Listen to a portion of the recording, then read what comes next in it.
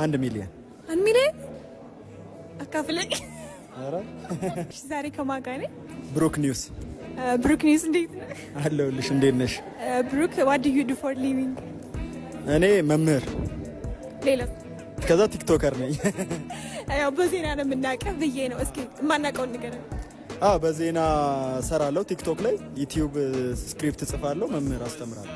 3 ነገር ማለት ነው። ስለዚህ በወር ምን ያህል ገንዘብ ሜክ ታደርጋለህ? በዚህ ወር ነው በወር አቬሬጅ 100,000። 100,000 ባንክ አካውንት ላይ ምን ያህል ገንዘብ አለ? ይሄ ከባድ ጥያቄ። ይለፍ 1 ሚሊዮን። 1 ሚሊዮን አካፍለኝ። ኧረ እድሜ 29 ዓመቴ ነው። መስሎኝ ማስተርስ አለኝ ተናግሬያለሁ።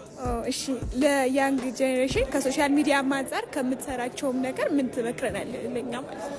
እሺ ሶሻል ሚዲያ ላይ ያላችሁ ሰዎች፣ በተለይ ደግሞ ኮንተንት መስራት የምትፈልጉ ሰዎች ኮሚትድ ሁኑ፣ ኮንሲስተንሲ ይኑራችሁ፣ ስኬታማ ትሆናላችሁ። እኔም ለመሆን እየሰራሁ ነው። ያው ቢያንስ አንተ የሆነ ያህል መጥተሃል።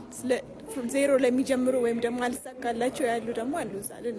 ለእነሱ በቃ ኮሚትድ መሆን ነው። ከዛ ኮንሲስተንሲ መጠበቅ ነው። ቢያንስ በቀን አንድ ከጀመርሽ በቀን አንድ ኮንተንት መስራት፣ ፌስቡክ ሊሆን ይችላል፣ ቲክቶክ ሊሆን ይችላል፣ ብቻ መስራት። ይሄን የሰራልህ ለአንተ ማለት ነው?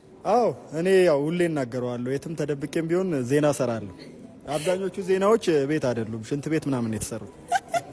እሺ በጣም እናመሰግናለን ብሩኬ። ቴንኪ ሶ ማች